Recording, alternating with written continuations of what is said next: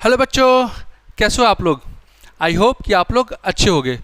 मेरा नाम है सुभाष गुप्ता और आज हम लोग डिस्कस करने वाले हैं ट्रिग्नोमेट्री चैप्टर के बारे में। देखिए, ट्रिग्नोमेट्री जो आज हम डिस्कस करने वाले हैं वो है जूनियर क्लास का, क्लास 10th का। राइट, हम जो ट्रिग्नोमेट्री स्टार्ट करने वाले हैं फ्रॉम क्लास 10th। तो जो भी स्टूडेंट क्लास 10th में हैं उसके लिए ये बहुत ही यूज़फुल है। तो मैं चाहूँगा कि वो लोग इस वीडियोज़ को ज़रूर देखें, या आप अपने जो दोस्त हैं, जो फैमिली हैं और जो फ्रेंड्स होंगे या जो फैमिली मेम्बर्स होंगे जो क्लास 10th में अभी है स्टूडेंट, उसको आप ये वीडियो शेयर कर सकते हो। राइट, तो देखो ट्रिग्नोमेट्री में सबसे पहले करेंगे क्या, ट्रिग्नोमेट्री में करेंगे क्या कि एक राइट एंगल ट्रायंगल को हम पहले लेंगे और उसी के बारे में डिस्कस करेंगे। ठीक है, राइट एंगल ट्रायंगल को यहाँ पे एक स्पेशल स्टेटस या स्पेशल प्रिविलेज आप बोल सकते हो कि हम देने वाले हैं। ठीक है, तो करते हैं क्या, एक राइट एंगल ट्रायंगल ड्रॉ पहले कर लेते हैं। ठीक है, तो यहाँ से एक राइट एंगल ट्रायंगल पहले हमने ड्रॉ कर लिया। Right, okay. ट्रायंगल्स में आपको पता है इसको क्या बोलते हैं, एक क्या करेंगे, पहले हम 90 डिग्री ड्रॉ कर लेंगे क्योंकि क्या है, राइट एंगल ट्रायंगल है। ठीक है, और जो कॉर्नर पॉइंट्स है उसका मैं नाम कुछ दे देता हूँ, ये ए है, ये बी है और ये क्या है, सी है। राइट, देखिए यहाँ पे ये जो कॉर्नर पॉइंट्स है उसको क्या बोलते हैं, एंगल्स बोलते हैं। ठीक है, पहले हम बात कर लेते हैं एंगल्स के बारे में। एंगल्स क्या होते हैं, ये जो आपको कॉर्नर पॉइंट्स दिख रहे हैं ये तो सीधी सी बात है एंगल। ठीक है, जूनियर क्लास में आपने पढ़ रखा होगा। एंगल्स को रिप्रेजेंट करने के लिए एक तो कभी कभार हम इस्तेमाल करते हैं ये जो ए बी सी जो है, कभी कभार ये जो कैपिटल ए, कैपिटल बी और कैपिटल सी जो मैं लिख रखा है उसका भी हम इस्तेमाल करते हैं एंगल्स को रिप्रेजेंट करने के लिए। पहली बात, capital A, capital B, capital C. या फिर कभी कभार हम कुछ और भी नोटेशंस का इस्तेमाल करते हैं। लाइक एक हो गया आपको थीटा, जैसे मान लेता हूँ कि ये जो एंगल है इस एंगल को कभी कभार हम थीटा से रिप्रेजेंट कर सकते हैं। या कभी कभार एक और एंगल है फाई, इससे भी हम एक्सप्रेस करते हैं। कभी कभार अल्फ़ा, बीटा और गामा, इसके साथ भी हम एंगल्स को एक्सप्रेस करते हैं। तो एंगल को एक्सप्रेस करने के ये सब तरीके हैं, अलग अलग बुक्स में आपको ये मिल जाएंगे। दूसरा जो बात है वो है हमारे पास क्या है, साइड्स के बारे में, कि साइड्स को हम कैसे एक्सप्रेस करेंगे। साइड्स के लिए एक्सप्रेस करने का तरीका होगा वो क्या होगा, स्मॉल ए से या स्मॉल बी, स्मॉल सी, इससे हम एक्सप्रेस करेंगे। ये स्मॉल ए, स्मॉल बी या स्मॉल सी, इससे। या एक और तरीका है, बेस है, परपेंडिकुलर है और एक है हाइपोटेनियस है। ठीक है, क्योंकि राइट एंगल ट्रायंगल है तो राइट एंगल ट्रायंगल में परपेंडिकुलर, बेस और हाइपोटेनियस इस तरह के वर्ड्स का हम इस्तेमाल करेंगे। देखिए, अगर ये एंगल थीटा है, ठीक है, तो इसके ठीक जो सामने जो साइड होगा उसको हम क्या बोलेंगे, परपेंडिकुलर। जो सबसे लॉन्गेस्ट साइड होगा उसको क्या बोलेंगे, हाइपोटेनियस। और जो सबसे जो साइड रह गया है उसको क्या बोलेंगे, बेस बोल देंगे। तो perpendicular, hypotenuse, base. Right angle triangle में पाइथागोरस थ्योरम के हिसाब से हाइपोटेनियस का स्क्वायर इक्वल टू क्या होगा, परपेंडिकुलर का स्क्वायर प्लस बेस का स्क्वायर, है कि नहीं। या फिर मैं लिख सकता हूँ hypotenuse equal to under root of perpendicular का स्क्वायर प्लस बेस का स्क्वायर। ठीक है, ये हमारा क्या है, बेसिक कहानी है ट्रिग्नोमेट्री का। मतलब एंगल्स को कैसे एक्सप्रेस करते हैं और साइड्स को कैसे एक्सप्रेस करते हैं ये हमने देख लिया। ठीक है, अब बात करते हैं ट्रिग्नोमेट्रिक रेशियोज़ के बारे में। ठीक है, क्लास 10th में जो सबसे पहला जो टॉपिक आपको पढ़ने को मिलेगा वो है ट्रिग्नोमेट्रिक रेशियोज़ के बारे में। ठीक है, तो स्टार्ट करते हैं। फिर से एक राइट एंगल ट्रायंगल ड्रॉ कर लेते हैं। ये मेरे पास एक राइट एंगल ट्रायंगल हो गया। ये ए ले लेता हूँ, इसको मैं बी ले लेता हूँ, इसको मैं सी चूज़ कर लेता हूँ। ये एंगल क्या है, 90 डिग्री है। ठीक है, यहाँ पे क्या है, P था, ये H था और ये B था। और ये जो एंगल है इस एंगल को मैंने थीटा से एक्सप्रेस मैं कर रहा हूँ, ठीक है। तो टॉपिक का नाम है trigonometric ratio.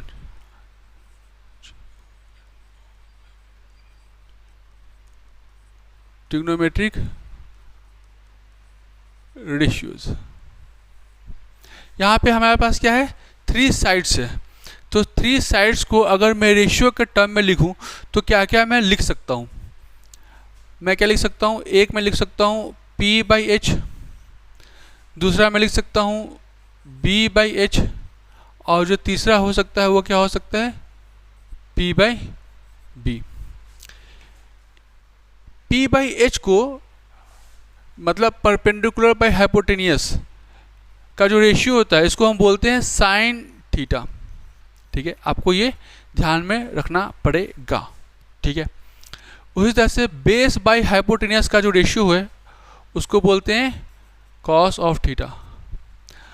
Perpendicular by base का जो रेशियो हो गया उसको बोलेंगे टैन ऑफ थीटा। उसी तरीके से P/H के बाद इसका रेसिप्रोकल H/P भी हो सकता है, या H/B भी हो सकता है, या B/P भी हो सकता है। ये क्या हो जाएगा, कॉसेक थीटा। ये हो जाएगा मेरे पास सेक थीटा, और ये हो जाएगा मेरे पास कॉट थीटा। कहने का मतलब यहाँ पे ये है कि अगर आप इस पार्ट को देखो, इस पार्ट को मतलब P/H, H/P, B/H, H/B, P/B और B/P, इस 3 साइड से हम यही 6 कंडीशन हम डेवलप कर सकते हैं। और इस जो 6 कंडीशन हमने डेवलप किया है हमने सबका नाम भी डाल दिया है, ठीक है। याद रहे एक बात को कि साइन थीटा में साइन और थीटा अलग अलग नहीं है, दोनों एक ही बात है। साइन थीटा का मतलब क्या, दोनों एक ही बात है, राइट। इस चीज़ को हमेशा आपको ध्यान में रखने की ज़रूरत है। इस 2 रिलेशन से परपेंडिकुलर बाय हाइट और दिस परपेंडिकुलर बाय हाइपोटेनियस और हाइपोटेनियस बाय परपेंडिकुलर, इस दोनों रेशियो से मैं एक चीज़ कंक्लूड कर सकता हूँ कि साइन थीटा जो है वो रेसिप्रोकल है कॉसिक थीटा, है कि नहीं, बोल सकता हूँ। उसी तरीके से जो दूसरा केस हो जाएगा मेरे पास कॉस और सेक, ये आपस में रेसिप्रोकल का रिलेशन रखते हैं, इसलिए हो जाएगा cos theta is equal to 1/sec theta. और जो तीसरा टर्म हो जाएगा tan theta this is equal to 1/cot of theta, right. मैं लिख सकता हूं, ओके। एक और पार्ट में डेवलप कर सकता हूं कि अगर मैं sign square theta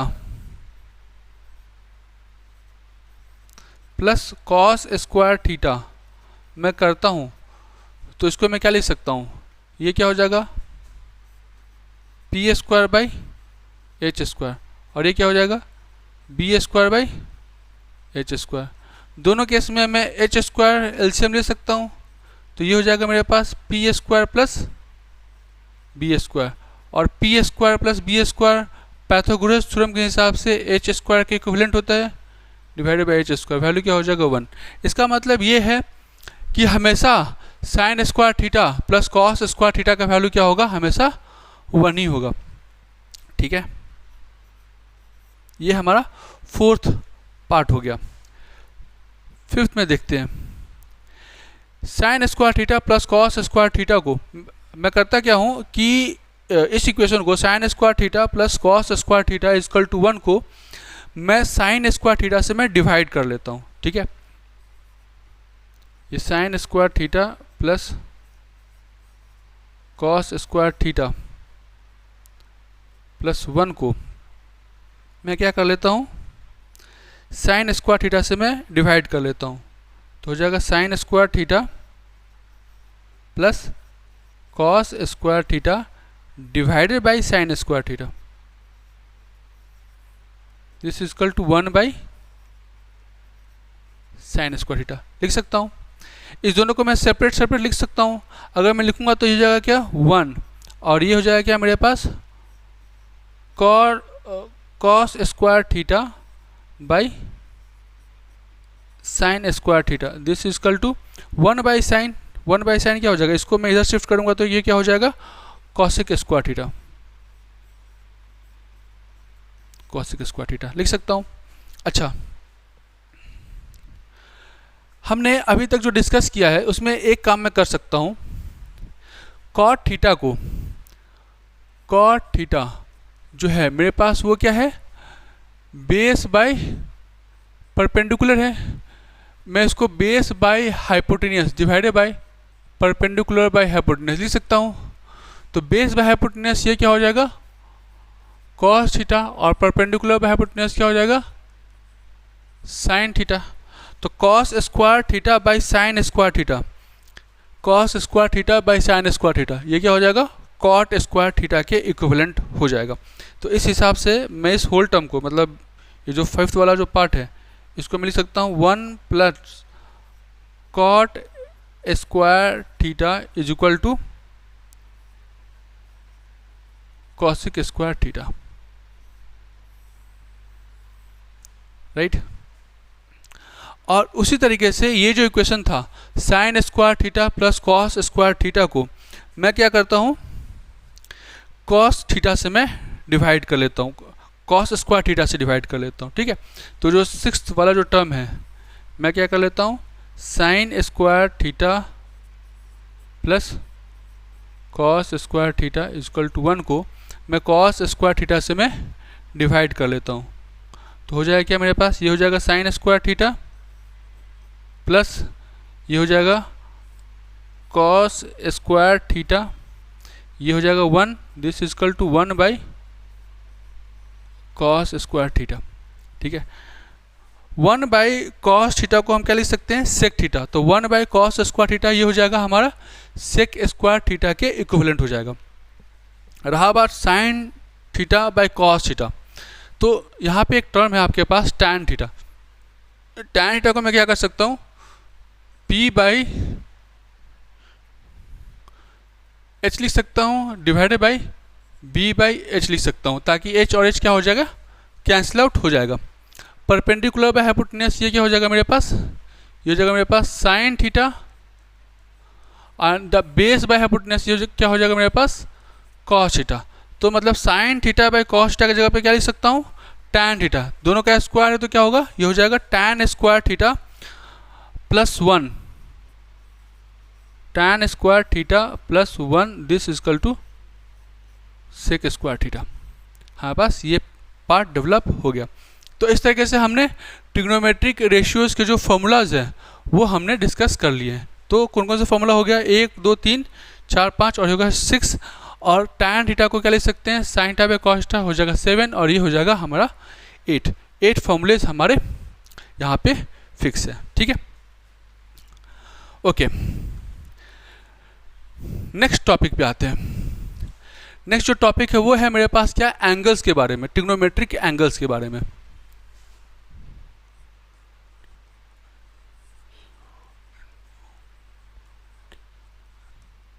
trigonometric angles के बारे में, ठीक है। तो सबसे पहले इसको डिस्कस करने के लिए मैं एक इक्विलैटरल ट्रायंगल ड्रॉ करता हूं, ठीक है।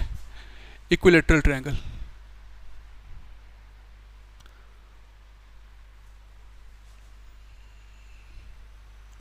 ये कुछ ऐसा हमने इक्विलैटरल ट्रायंगल ड्रॉ किया है, ठीक है। अच्छा, आपको पता है इक्विलैटरल ट्रायंगल में सभी साइड्स इक्वल होते हैं और सभी जो एंगल्स होंगे वो भी क्या होगा इक्वल ही होगा, है कि नहीं। ये हमारा बेसिक कंसेप्ट है इक्विलैटरल ट्रायंगल का। ओके, मैं क्या कर रहा हूँ इस इक्विलैटरल ट्रायंगल में एक मैं एल्टीट्यूड ड्रॉ कर रहा हूँ, ठीक है। एल्टीट्यूड में ड्रॉ कर रहा हूँ, तो एल्टीट्यूड होगा तो कैसा होगा, ये कुछ ऐसा होना चाहिए, राइट। ओके, इसका नाम मैं देता हूँ कुछ A B C और डी। आपको पता है इक्विलेटरल ट्रायंगल में जो एल्टीट्यूड होता है वही हमारे पास क्या होगा, मीडियन भी होगा, है कि नहीं। अगर बाय चांस इस इक्विलेटरल ट्रायंगल के जो साइड्स है वो ए है तो ये जो मीडियन की जैसा काम करेगा, तो ये वैल्यू क्या होगा, ये a/2 और ये वैल्यू भी क्या होगा, a/2 हो गया, राइट।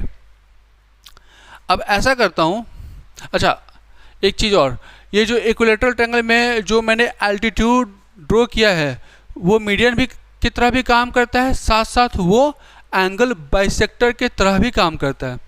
तो एंगल बाइसेक्टर होगा, ठीक है। आपको पता है सारे एंगल्स कितने होते हैं, 60 डिग्री, ये 60, ये 60, ये होल एंगल क्या होगा 60, क्योंकि ये एंगल बाइसेक्टर है, मतलब AD हमारा सिर्फ एल्टीट्यूड ही नहीं है, वो एंगल बाइसेक्टर भी है। तो एंगल बाइसेक्टर होगा तो क्या होगा, ये 30 और ये 30 में लिख सकता हूँ, है कि नहीं, ये है हमारा। तो अब मैं क्या करूँगा, मैं एक मतलब ADC को मैं चूज़ कर लेता हूँ या मैं ABD को मैं चूज़ कर लेता हूँ, दोनों में से कोई एक काम मैं कर लेता हूँ, ठीक है।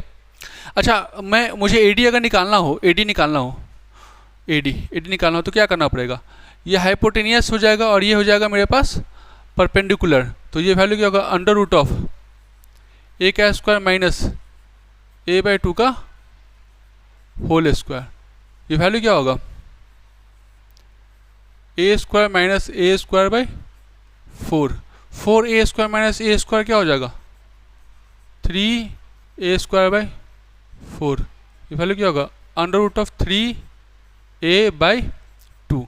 तो ये जो साइड हो गया, साइड AD, वो वैल्यू क्या होगा, √3a/2, ठीक है। अब मैं करता क्या हूँ कि एक मैं राइट एंगल ट्रायंगल में ड्रॉ कर लेता हूँ, ठीक है। तो राइट एंगल ट्रायंगल ड्रॉ कर लिया और ट्रायंगल कौन सा है, ADC, मतलब यहाँ से मैं ADC को कट करके मैं यहाँ पे ड्रॉ कर रहा हूँ। तो A, D और C, ये एंगल क्या है, 90 डिग्री है, ये हो जाएगा 30 डिग्री और ये हो जाएगा 60 डिग्री, ठीक है। ये वैल्यू क्या होगा, a/2, ये वैल्यू हो गया A और ये वैल्यू क्या होगा, √3a/2, ठीक है। अब क्या करते हैं,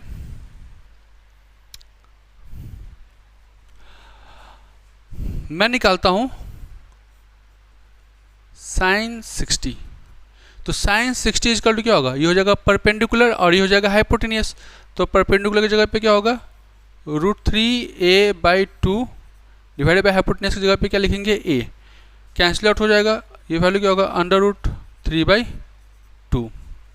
अगर मैं बात करूं cos 60 की, तो cos 60 इक्वल टू हो जाएगा बेस, ये हो जाएगा hypotenuse, is become a/2 divided by a, is become what, 1/2। अगर मैं बात करूं tan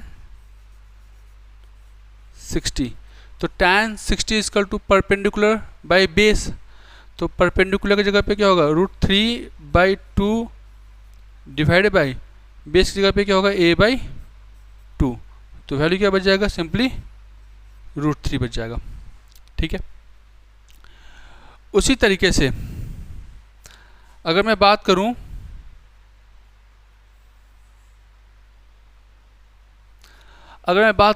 sin 30 की, तो sin 30 के लिए ये हो जाएगा परपेंडिकुलर, क्योंकि मैंने पहले बता रखा है जो भी मैं एंगल चूज करता हूँ उसके ठीक सामने जो साइड होगा वो क्या होगा, परपेंडिकुलर।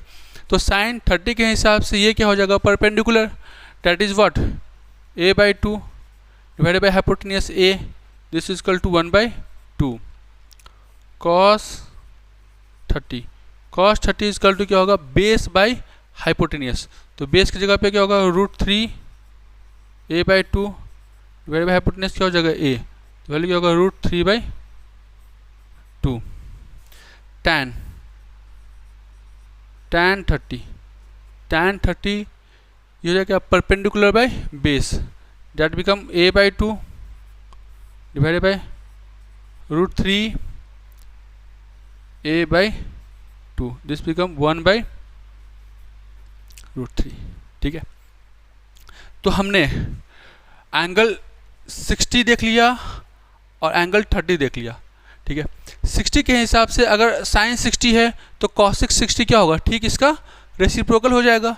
जस्ट हमने पिछले वाले स्लाइड में हमने देखा था, है कि नहीं, कॉस का अपोजिट क्या होगा, अपोजिट मतलब रेसिप्रोकल, ये क्या हो जाएगा, सेक हो जाएगा। और हमने कॉट का भी निकाल लिया, मतलब हमने sine cos tan cosec sec cot तीनों का हमने 60 डिग्री एंगल हमने डिस्कस कर लिया।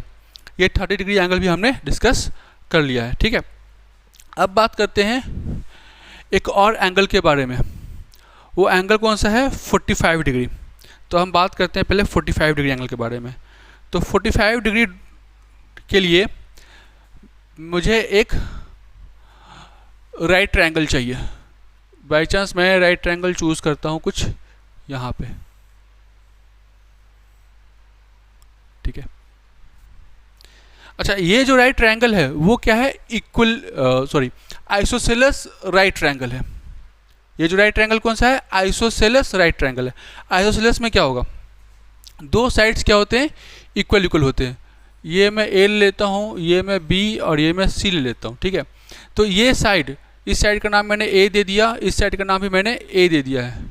ठीक है, और ये एंगल क्या है, 90 डिग्री। पाइथागोरस थ्योरम के हिसाब से ए सी का जो वैल्यू होगा वो क्या होगा, √a का स्क्वायर प्लस a का स्क्वायर, है कि नहीं।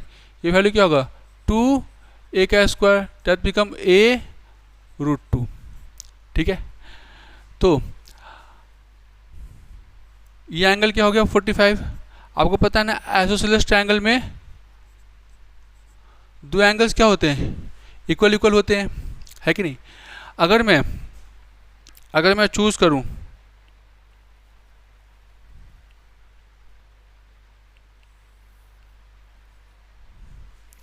साइन 45, तो साइन 45 के ठीक सामने a बाई हाइपोटेन्यूस, मैं चाहूँ इसको चूज करना चाहूँ, इस एंगल को चूज करना चाहूँ तो भी वही बात होगा। That become what, a by hypotenuse का वैल्यू क्या होगा, √2a हो जाएगा। That become 1 by √2। अगर मैं बोलूँ कॉस 45, तो बेस बाई हाइपोटेन्यूस, अगर मैं 45 चूज करता हूँ तो बेस ये, हाइपोटेन्यूस ये, सेम हो जाएगा a by √2 into A, 1 by √2। ठीक है, अगर मैं tan 45 की बात करूं, tan 45 की बात करूं तो ये हो जाएगा क्या, perpendicular by base, that become what, a by a, this is equal to 1। Right, ये हो गया। तो हमारे पास 60 डिग्री, 30 डिग्री और 45 डिग्री हमने डिस्कस कर लिया है। ठीक है, अब बात करते हैं एक और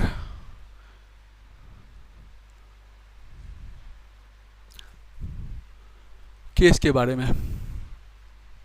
ठीक है, ये मैं ले लिया A, ये मैं ले लिया B और ये मैं ले लिया C। ठीक है, ये एंगल यहाँ पे क्या है, कुछ है थीटा। ठीक है, और अगर मैं इसको एक और लाइन में यहाँ प्लॉट कर रहा हूँ तो आप देख सकते हो कि थीटा का जो वैल्यू वो क्या है, धीरे धीरे बढ़ना स्टार्ट हो गया है। अगर मैं दूसरा लाइन ड्रॉ करता हूँ तो थीटा का वैल्यू क्या होगा, और बढ़ जाएगा। अगर मैं एक और लाइन ड्रॉ करता हूँ,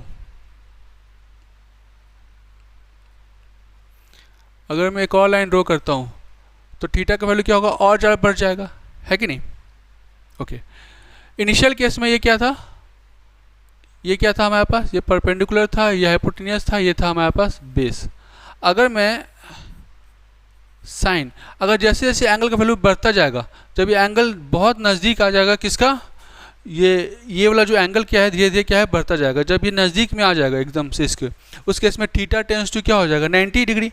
तो अगर मैं साइन 90 की बात करूं, साइन 90, तो उस केस में परपेंडिकुलर और हाइपोटेन्यूस एक दूसरे के साथ क्या है, सुपर इम्पोज हो जाएंगे।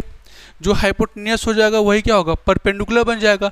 दोनों का जो वैल्यू होगा वो सेम टू सेम हो जाएगा। तो परपेंडिकुलर बाई हाइपोटेनियस का जो वैल्यू होगा वो सेम टू सेम बन जाएगा, और इसीलिए दोनों को डिवाइड करने के बाद आंसर क्या हो जाएगा, 1।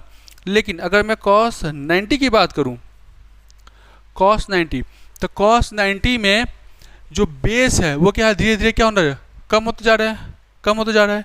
एक समय के बाद जैसे जैसे 90 की तरफ प्रोसीड करेगा, बेस टेंस टू क्या हो जाएगा, 0। तो 0 डिवाइडेड बाई हाइपोटेनियस है कि नहीं, जो बेस जो था, बेस का जो वैल्यू हो जाएगा हमारा 0 के आसपास पहुंच जाएगा, ये वैल्यू क्या होगा, 0 है कि नहीं। अगर मैं tan की बात करूं, tan 90, तो tan 90 इक्वल टू क्या होगा, परपेंडिकुलर बाई बेस। अब यहाँ पे जस्ट आपको पता चला है ना, बेस का वैल्यू क्या है, 0 की तरफ प्रोसीड हो रहा है कि नहीं।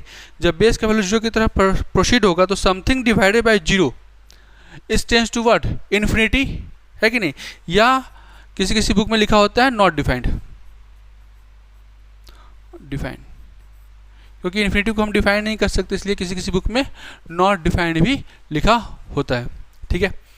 उसी तरीके से अगर मैं एक और डायग्राम प्लॉट करता हूं,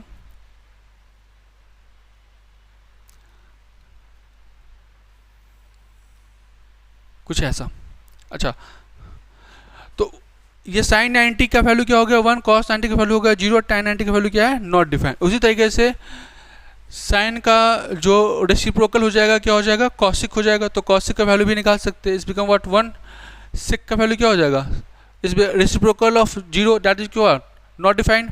और tan का वैल्यू क्या हो जाएगा, ये हो जाएगा 0, क्योंकि बेस यहाँ पे ऊपर में आ जाएगा और परपेंडिकुलर नीचे में आ जाएगा। बेस का वैल्यू ऑलरेडी 0 है तो वो क्या हो जाएगा, 0 हो जाएगा, cot 90 का वैल्यू, ठीक है। ओके, एक और केस की हम बात कर रहे हैं। यहाँ पे ये क्या है, एंगल कुछ यहाँ पे थीटा है, ठीक है। और अगर मैं इसकी मैं बात करूं तो थीटा का वैल्यू क्या हो जाएगा, और छोटा हो जाएगा, है कि नहीं। तो जब ये बहुत छोटा होता जाएगा तो उस केस में क्या होगा, एक समय ऐसा आ सकता है,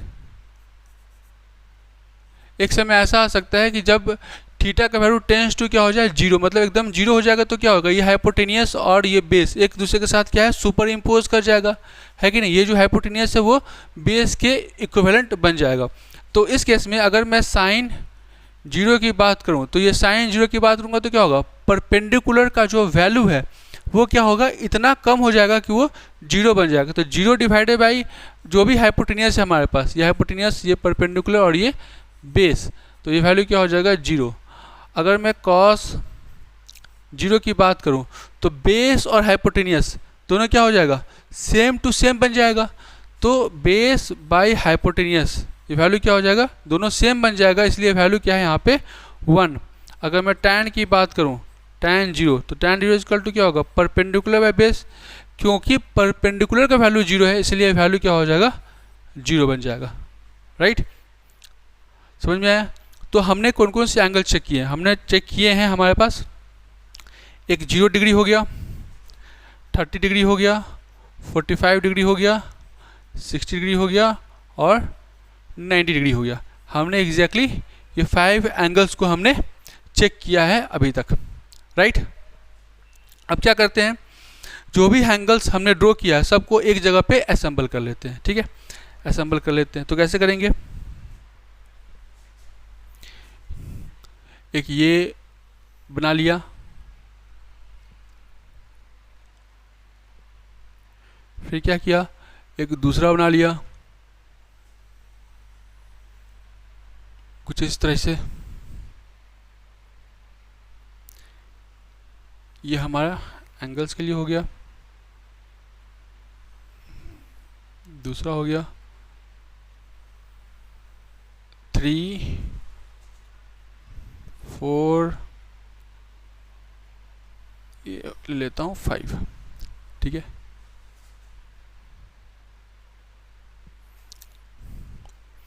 ये है हमारा यहाँ पे sine theta, cos theta, tan theta cosec theta, sec theta, cot theta, right.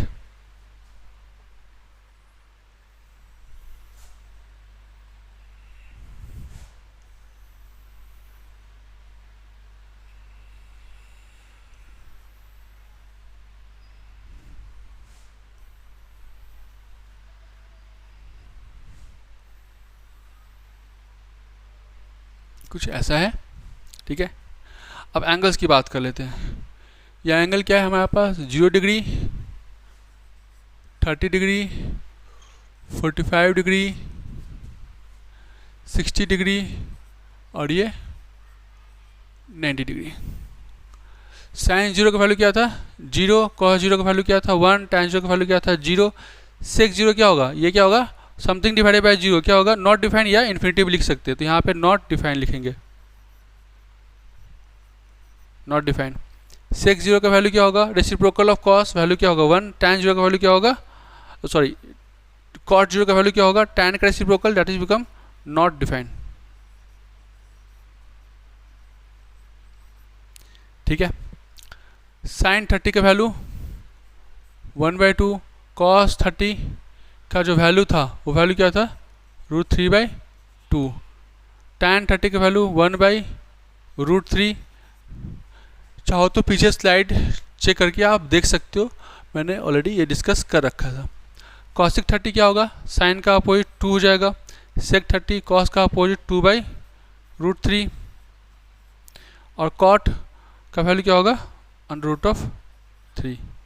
Sign 45 1/√2, cos 45 1/√2, tan 45 1, cosec √2, सेक √2 क्यों, क्योंकि ये रेसिप्रोकल किसका है साइन का और ये सेक रेसिप्रोकल है कॉस का, और tan का भी क्या होगा हो जाएगा 1।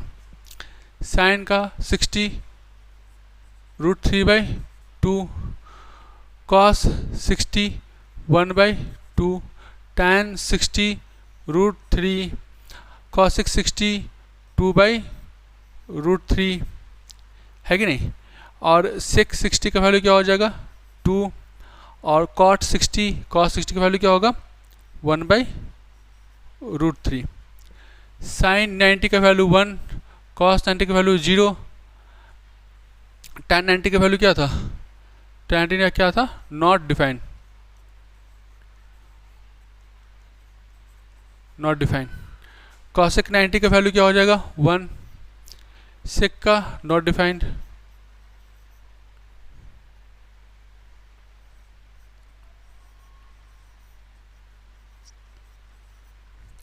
और कॉट का वैल्यू क्या हो जाएगा 0, ठीक है।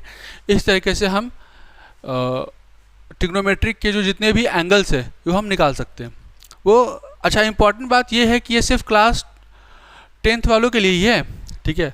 11th में या जेईई मेंस में या जेईई एडवांस में हम और भी एंगल्स हम निकाल सकते हैं, उसके कुछ तरीके होते हैं वो हम बाद में डिस्कस करेंगे, क्योंकि ये वीडियो क्लास 10th वालों के लिए ही डेडिकेटेड है, ठीक है। अब इसको याद करने का एक शॉर्टकट रास्ता हम थोड़ा सा डिस्कस कर लेते हैं। अगर हम सिर्फ साइन का याद रखें, साइन का वैल्यू क्या होगा 0, 1/2, 1/√2, 3/2, 1। कॉस में क्या होगा, ठीक, इसको आप रेसिप्रोकेट करो, मतलब यहाँ से भरना स्टार्ट करो 1 से, फिर √3, यहाँ पे सेम हो जाएगा, यहाँ पे ये और ये 0 हो जाएगा। tan निकालना हो तो मतलब सिंपली साइन बाय कॉस कर लो, है कि नहीं, तो आप tan क्या आप निकाल सकते हो, ठीक है। और जो साइन का रेसिप्रोकल होगा उस तरह से आप कॉसिक का भी कर सकते हो, सेक का भी, कॉट का भी, ठीक है। तो जब एग्ज़ाम में आप जाते हो तो एक ये तरीका है, शॉर्टकट तरीका है याद रखने का, ठीक है। कुछ लोग कुछ स्लोगन के साथ भी याद रखते हैं, जैसे साइन के साथ वो भूल जाते हैं कि परपेंडिकुलर बाय हाइपोटेन्यूस था कि बेस बाय हाइपोटेन्यूस था या परपेंडिकुलर बेस था, तो कुछ लोग ऐसे याद रखते हैं। ये पंडित बद्री प्रसाद हर भोले, इस तरह से याद रखते हैं। तो पहला हो गया साइन, ये मतलब शॉर्टकट रास्ता है, आपको हो सकता है पसंद आए तो ठीक है, नहीं पसंद आए तो भी कोई बात नहीं है। तो ये हो जाएगा साइन, ये हो जाएगा कॉस और ये हो जाएगा टैन, इस तरीके से हम कर सकते हैं।